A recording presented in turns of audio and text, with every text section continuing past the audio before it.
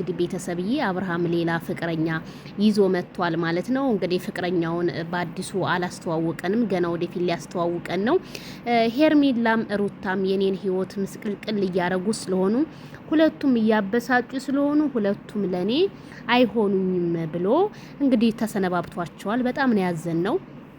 አብርሃም ታደሰን የምልህ ነገር ሄርሜላ ይቅርታ እንኳን ሳትጠይቃት ባለውለታህን ያቺ አንተ የረከስክ ሰው ተብለህ እኔ አከብረዋለሁ ብላ ያነሳችን ከጎንህ ነኝ ያለችውን አንድ ቀን እንኳን ከስሯ ሆነ ሳታስከፋህ አለሁ እያለች ብዙ ነገር ትሪት ስታረግህ የነበረችን ሴት ዛሬ እንዴት ለመራቅ ወሰንክ? እውነት ቻናሏ እንኳን ሄርሜላ 100K እንኳን አልገባም። ትናንትና ለካ እንደዛ ሼር ስታረግ የነበረው የመጨረሻ ውሳኔ ልታሳውቀን ነው ማለት ነው። ችግር የለውም። እሷም ነገ ቆንጆውን ፍቅረኛ ይዛ ትመጣለች። ለሷ እንትን ያላላትን ምንም በቃ የማያጨናንቅ ህይወት የሌለውን ሰው ትዳር የሌለውን ሰው ይዛ ትመጣለች። ችግር የለም ሄርሜላ አይዞሽ። ለትንሽ ቀን ልትጎዳ ትችላለች። ከዛ በኋላ ግን ትረሳለች፣ እርግጠኛ ነኝ። ግን ለምን አብርሃም?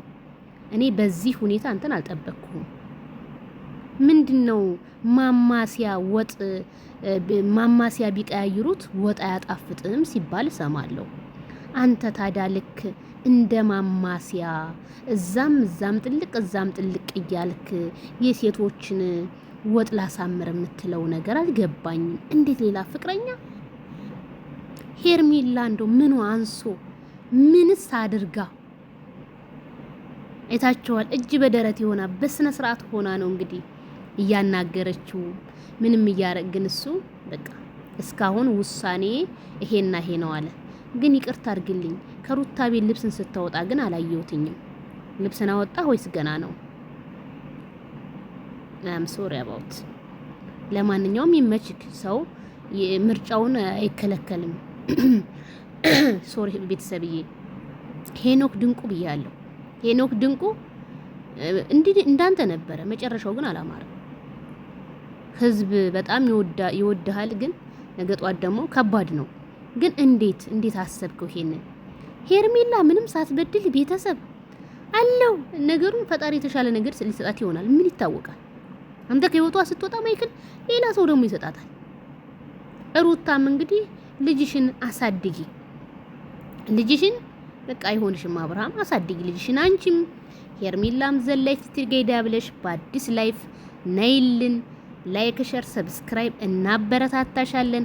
ወንድ ቢሄድ ወንድ ይመጣል። ስለዚህ ማይክል ጃክሰን ጥሏቸው ነው የሄደው።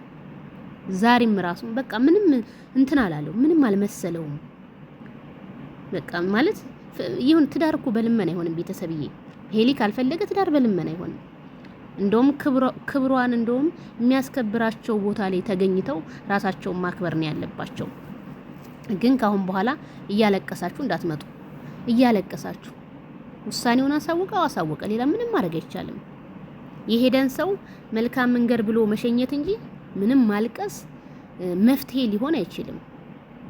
ያሳዝናል። እውነት በጣም ነው ያዘንኩት። በጣም አዘኛለሁ።